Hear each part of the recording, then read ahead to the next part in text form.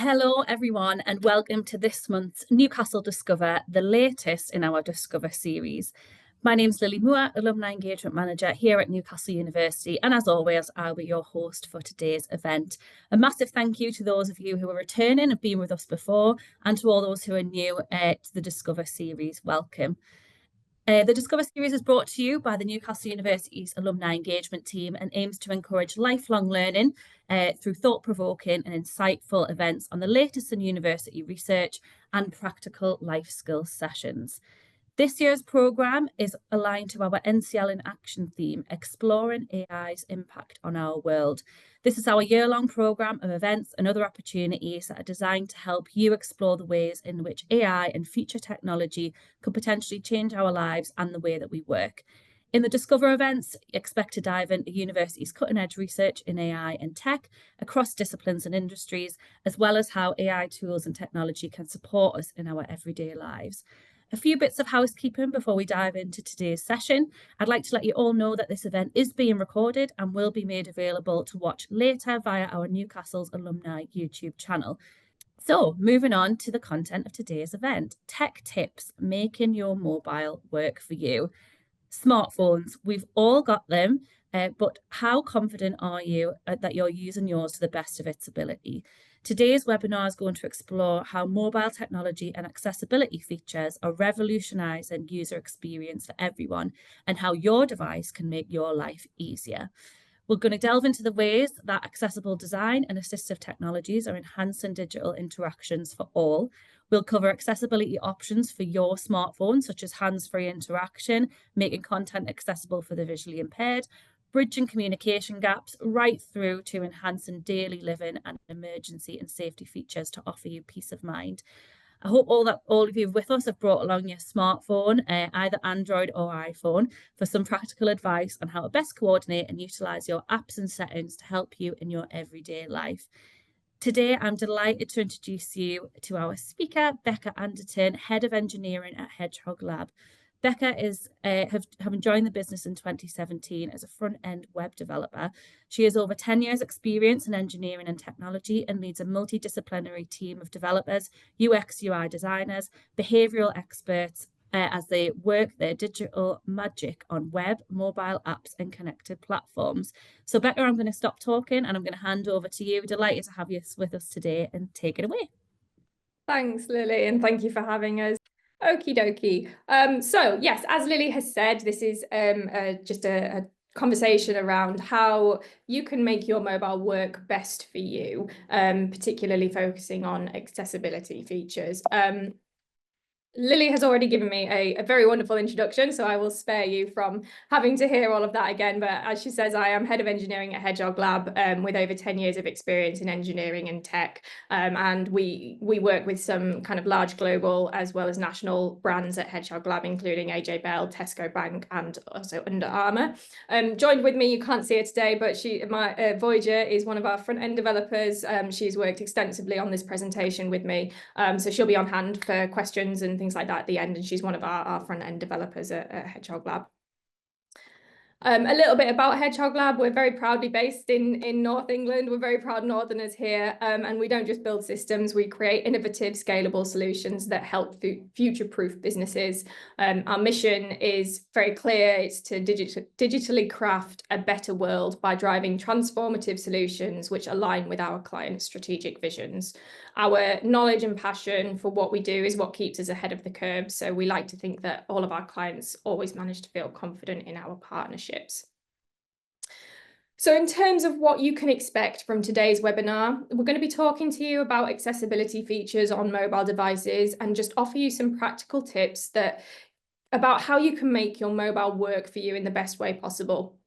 So we're going to be covering free accessibility features and reviewing how you can operate your mobile device via different means. So for example, speech versus touch and so on. We'll be looking at modern iOS and Android devices, but I just want to caveat that whilst iOS devices are very consistent, there might be some variations between Android devices on how these accessibility features work. So the instructions that you'll see, they're based on my Samsung Galaxy. So if you don't have a Samsung Galaxy, just be mindful that there might be a little bit of a difference there for how you interact with these features. So before we get started, I just want to talk about something called the curb cut effect. So the curb cut effect is a phenomenon of features which are designed to help disabled people, but actually end up benefiting everybody. So curb cuts, which in the UK are more commonly called drop curbs, are those very convenient slopey bits that you'll see in a curb between a pathway and a road. And they've not always existed. So it was actually only because disabled people, particularly those that used wheelchairs, had to fight for them. Because without curb cuts, it's really difficult to move around the streets with a wheelchair, and it can also be really dangerous. But when they finally got added for people using wheelchairs, something unexpected happened.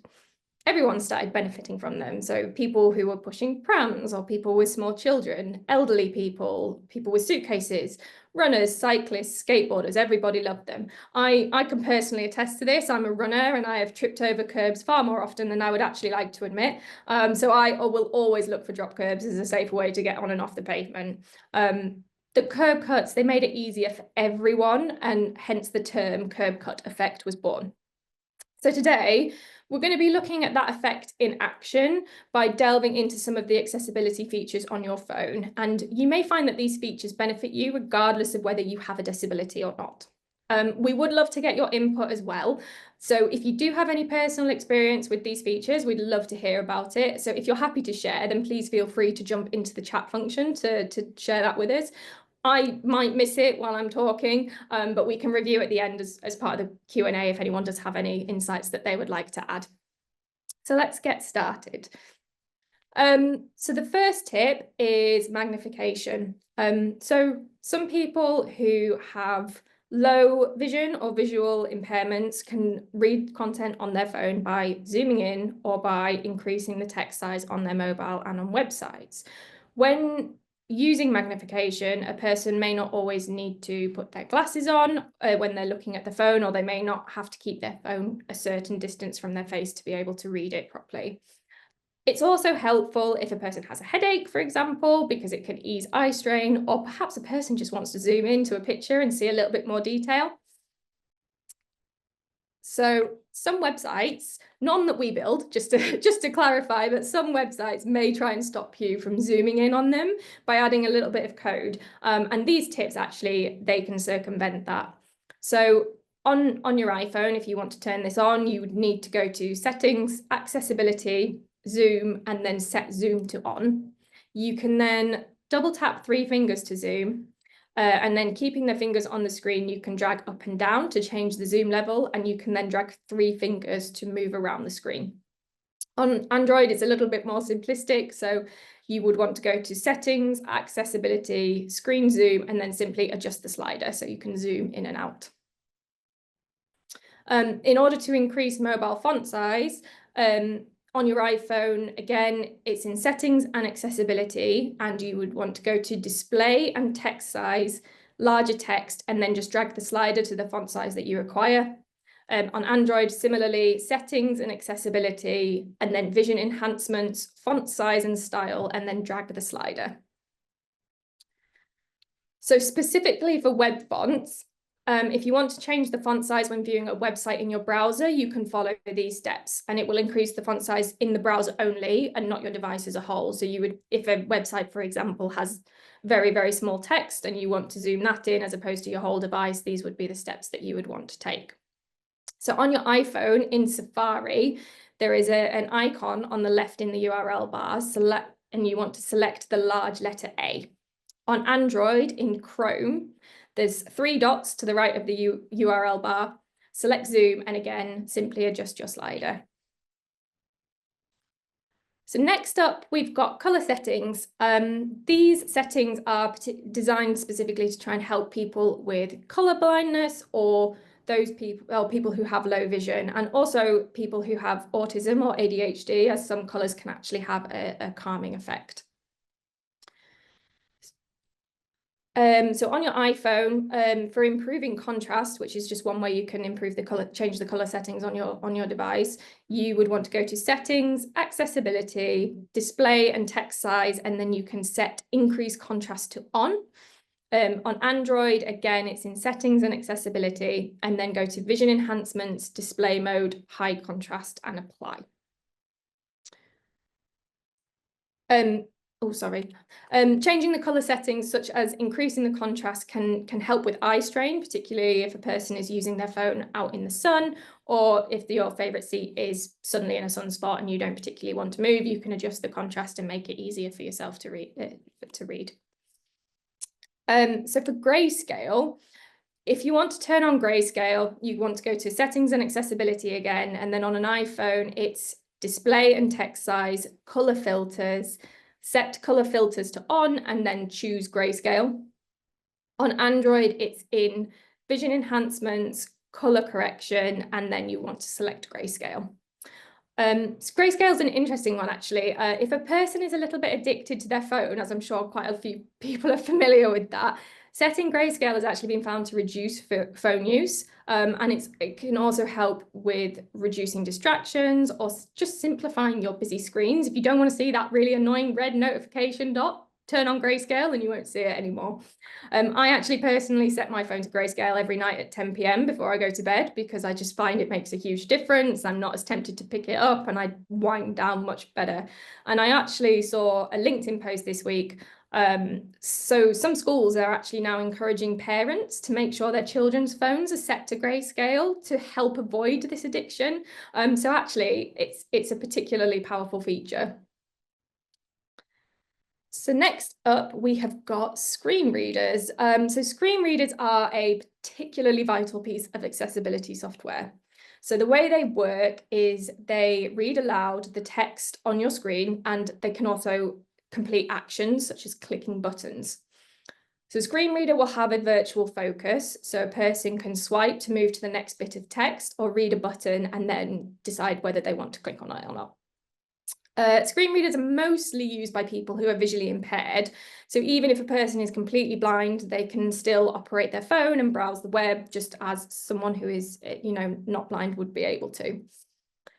Screen readers can also be used by people who have cognitive or learning disabilities, as they can help with focusing on and comprehending the content. Both Apple and Android phones have built-in screen readers. Apple's screen reader is called VoiceOver, and Android's screen reader is called TalkBack. So to turn on your screen readers, on your iPhone, you want to go to Settings and Accessibility again, go into VoiceOver and set VoiceOver to on. So when you've got VoiceOver turned on, you will then swipe right to move along to the next item of focus, and you can double tap anywhere on the screen to select a focused item. On Android, again, it's in Settings and Accessibility. Go into TalkBack and toggle that on. In TalkBack, you want to swipe right or left to move between focusable items. You can double tap to activate an item, and then you use 2 fingers to scroll through your phone as you normally would. Screen readers do have a bit of a learning curve. I'm not sure if anyone's got any experience with them, but it can take quite a bit of time just to get used to how the screen is going to be read and how they work on the phones. Screen readers are incredibly reliant on apps and websites actually using the correct code. Otherwise, the screen reader can become very confusing. It can become very difficult to use. In some cases, it can even become completely unusable if the code is not written correctly. But in terms of benefits of screen readers, if someone is trying to learn a new language, for example, a screen reader can be really helpful with pronunciation, although not always perfect. They do tend to have that little bit of a robotic twang about them, so they may not get the accents quite right for you. A screen reader can also be used when a person just doesn't want to look at their screen or hold their mobile phone in front of their face for a while. Perhaps a person doesn't want to be seen looking at their phone in a particular environment, or would like some privacy despite being overlooked. All you need to do is pop some headphones in, turn on your screen reader and perhaps a screen curtain if you don't want your screen content to be visible, and just listen away. So speech to text is our next tip. Speech to text is basically when a person speaks into their phone to write text rather than having to manually type it in. If anyone is around the same age as I am, you will probably would have really appreciated this feature in the early noughties when you had to press the number 7 4 times if you wanted to get the letter S, if anyone is familiar with that very old school style of texting. Speech to text probably would have made a huge difference to me when I was a teenager. So if a person has low vision or mobility issues, it's a lot quicker and easier for them to create text in this way. People who use screen readers, as we've just talked about, will likely prefer to write text in this way because manually typing using the keypad means that they have to find the key they want, then they have to select it, then find the next key that they want, and then select that. So it's very laborious and it can be prone to error. People with dyslexia or alexia can focus more on what they are trying to say rather than how to write it. And it can also actually be used by those who are deaf or hard of hearing, since they can simply use their notes app, click the microphone on, and the phone will transcribe the conversation as it's happening for them. So in order to use that on your devices, on an iPhone, you would go to tap to edit the content so that your keypad is shown. There should be a microphone icon, so you tap that and then you simply start speaking. If you're on an iPhone and you can't see that microphone, you should be able to turn it on by going into settings, general, keyboard, and then set enable dictation to on. On your Android device, simply tap to edit the content so that the keypad is shown. Again, tap the microphone icon and just start speaking. And on Android, I believe it should be there by default for you. Everyone can benefit from this software because it means that they don't have to type and look at their phone. They can capture ideas and be more productive. It can also be used to make sure a person has notes on everything that was said rather than simply relying on their memory. So tip number 5 is voice control. So voice control is similar to speech to text, but rather than just typing what is being said, it can perform tasks such as navigating, opening and closing apps, adjusting the volume, and even going as far as taking photos. So to be clear, voice control is not the same as voice assistants such as Siri. It's a lot more granular. So voice control can be used by people with mobility or fine motor control issues, such as those experienced by people who may have paralysis, limb deficiencies or amputation, cerebral palsy, or even multiple sclerosis. But like screen readers, again, voice control is very, very reliant on apps and websites using the correct code. Otherwise, it simply might not understand if something is an interactive element. So if you want to turn voice control on your device on an iPhone, once again, it's in settings and accessibility. You would then go to voice control and simply set voice control to on. You can then, for example, say something like show numbers, and it will display all of the interactive elements on that screen of your device. And then you would say tap 1 to tap the first interactive element on your device. On Android, to turn it on, again, settings and accessibility, and then go into interaction and dexterity, voice access, and toggle it on. And then you can, for example, say show notifications to show you notifications, or you can say go home and your device will return you to your home screen. Voice control means that a person doesn't have to have their phone in their hands in order to use it. So it can be really useful if someone is holding a baby or knitting a scarf or doing something that gets their hands dirty, like fixing an oily engine or doing some painting, making a cake, anything like that. This accessibility feature just means that your hands are kept free for whatever it is you're doing, but allow you to still use your phone at the same time. So tip number 6 is closed captions. So closed captioning is the text that appears on the screen, transcribing spoken words or sound effects. So unlike open captions, it can be turned on and off, and in some cases it can actually be styled according to user preference. So it helps people who are deaf or hard of hearing, and the captions can be converted into transcriptions and even into Braille. So it's pretty vital for those individuals to be better able to understand content on videos. So to turn on closed captions on your iPhone, again, you would want to go to settings and accessibility, go into subtitles and captioning, set closed captions and SDH to on. You can then change the style, select the style and change the appearance to whatever your preference is. But just a caveat, you may still be required to set captioning as on if you're in a specific app such as YouTube. You may need to manually turn it on in there as well. For Android devices, if you go into settings, hearing enhancements, and then caption preference, you can then just toggle show captions to on. So when a person uses captions instead of sound, it can be really useful if they're trying to just be quiet. So for example, again, if someone's got a newborn baby and they don't want to listen to a video on full volume, or if your partner's trying to sleep, but you just want to carry on scrolling TikTok for a bit, captions can be really handy for that. Also, if a person has forgotten their headphones or doesn't have them with them, then they can still watch media content if they are, for example, in a library or on a train. It can also be a really helpful tool for someone trying to learn a new language, since they can see the written version as well as hearing it. So again, it just provides that extra layer for learning for individuals. So tip number 7 is assistive shortcuts. So this is actually the last accessibility feature that we're going to talk about today. Assistive shortcuts help people who have disabilities set up shortcuts to perform actions which they commonly use.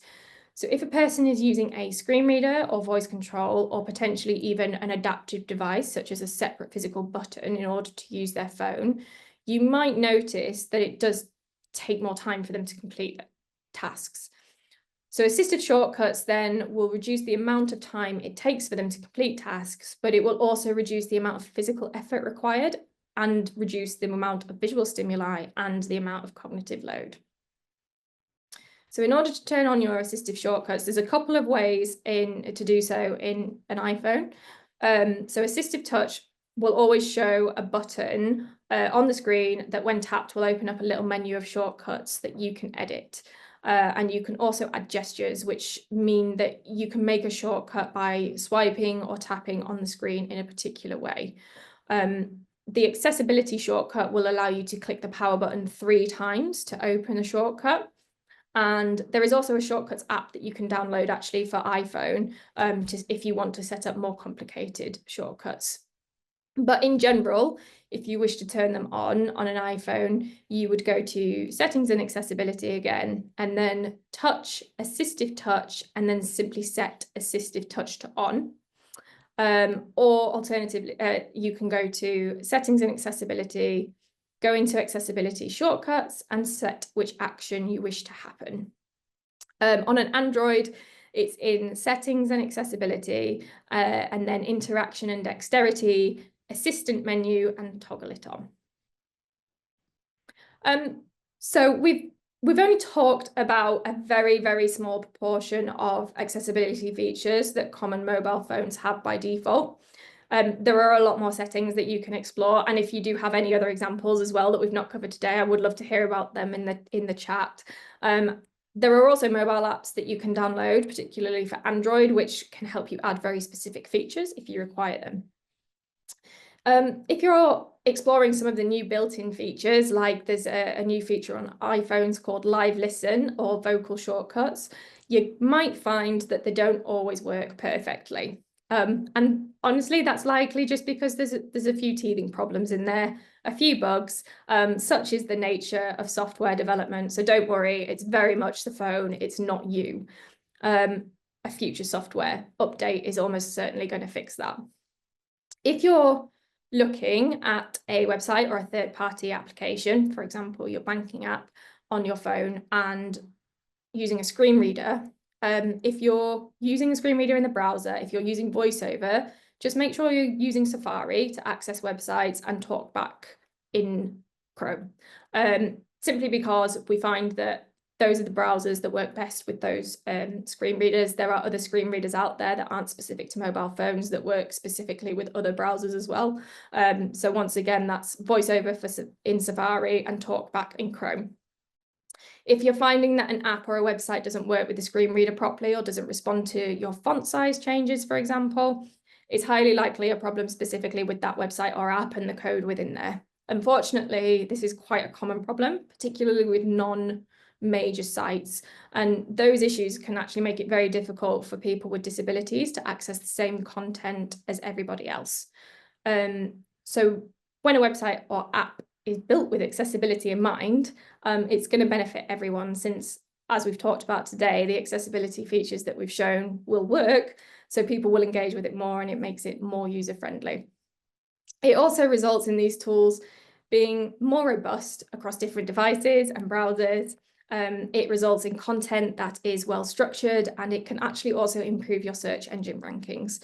And of course, that's all going to come with business benefits as well, such as an increased customer base, enhanced reputation, less complaints, and legal compliance. Everyone's favorite two words there at the end. And I think that's everything. If we want to move on to questions or the chat. Sure. Thank you so much for all those super useful tips. My favourite one was the grayscale tip and turning that on at night time to help you wind down. For me, that's like my serial #1 thing that I'm bad for. So that's really, really good to know. So we have had a couple of questions in the chat. We've had a lot of people kind of having to go at some of the tips that you suggested. But a couple of issues, I guess. People have kind of tried to expand the text and expand the zoom and things like that, but are now struggling to get it, maybe gone a bit too far and now struggling to get it back. So how do we revert settings if we do it the wrong way or something like that? You should be able to, I think, just almost do the steps, not necessarily in reverse, but for the sliders, you should be able to slide back down, or whatever you've toggled on, you can toggle off. I think actually TalkBack, if you've turned on TalkBack on your Android, I cannot remember the specific steps to turn it off, but it can be a little bit of a pain. You just need to remember when you've got screen readers on, particularly TalkBack, to use 2 fingers when moving around, like trying to use it normally. Like a pinch. Yeah, because it won't respond to one anymore. So that may help you get back into the settings if you're struggling with turning off TalkBack, for example.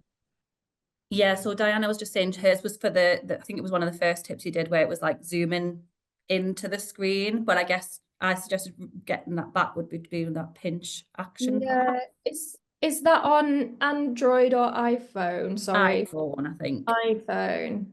Double tap 3 fingers. Double tap 3 fingers and it should shrink it back down. Like that. Yeah. It's hard to do without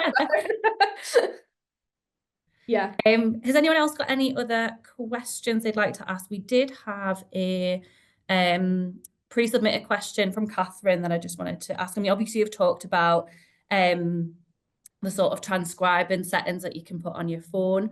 Yes. But she was asking specifically about sort of any additional apps and things that could support with them, or would you just recommend using the settings on your phone? Oh, that's a good question. I don't have any experience with specific apps. I think the settings on your phone generally work pretty well for that. No, I'm just conferring with Voyager. That's who I'm talking to. No, I think we'd probably recommend just use the settings. But obviously, if you do find that they're not working quite as well as you need for you personally, like we say at the end, there are apps available that you could download, and I'm sure there would be a wealth of information out there for any specific apps. I mean, my question, Becca, to you would be, obviously you've given us a few tips and tricks and things like that. Is there one that you would kind of recommend as a bit of homework we all do as kind of the best thing if we do anything to make our phones work a bit better for us? Oh, okay, that's a really good question. So my favorite is definitely the grayscale. I have noticed a huge difference in my phone use since I started kind of, making use of that feature, even just switching it to grayscale during the working day makes a massive difference as well. So I'd probably recommend everyone try that. If you want to do something a little bit more challenging, I would actually probably recommend people do try and get to grips with screen readers. They, like I said, there is a learning curve. And they do take a while to get used to, but I actually think it's really interesting to experience your device in that way, just so that you kind of get a feel for how other people do interact with their devices. Just on the grayscale one, and we've just had a question saying, could you maybe just flick back to the slides on grayscale, Oh, yes, and just absolutely. re-show how you can do that on your phone? Yes, of course. There we go. So, yep, here we go. So on iPhone, it will be in settings, accessibility, and then in display and text size, you can go into color filters, set them on and choose grayscale. On an Android, it's in settings and accessibility, and vision enhancements, color correction, and then specifically set grayscale there. And yeah, I just wanted to reiterate everyone on the call, this is being recorded, so don't worry, you can go through it again at your own pace. And Becca, I'm sure we're allowed to share slides as well to Yes, attendees afterwards yes, too. absolutely, yes.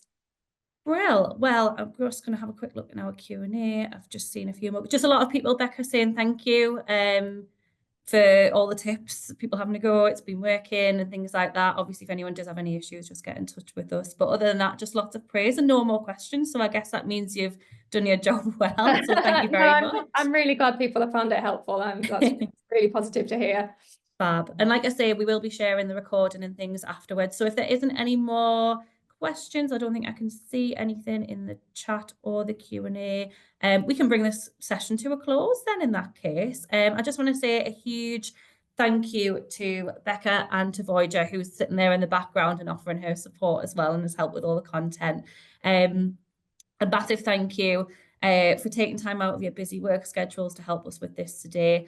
And giving us an insight into kind of, how we can make our phones work better for us. And hopefully everyone's taken some practical tips away with them. Next and final session in our Discover series of this year, an NCL in Action programme. If you are interested in how AI is impacting the medical world, then join us in a few weeks' time for Saving Lives Using AI to Prevent Bowel Cancer. We'll be joined by Professor Colin Rees as he outlines his pioneering Colo-Detect trial, where an AI tool called GI Genius was used to analyse potential bowel abnormalities during a colonoscopy. Conducted with around 2,000 patients across 10 NHS trusts, this world-leading research and tech proved to be a successful way of finding more issues sooner. So this is one not to be missed, and you can join us here at our Newcastle University campus or online if you are not based in the region. We hope to see as many of you there as possible. As always, please do get in touch if you want to find out more about our alumni community here at Newcastle. And I'd like to just say a massive thank you again to Becca and to Voyager, and thank you again to everyone who's been with us today, and we hope to see you at another event soon.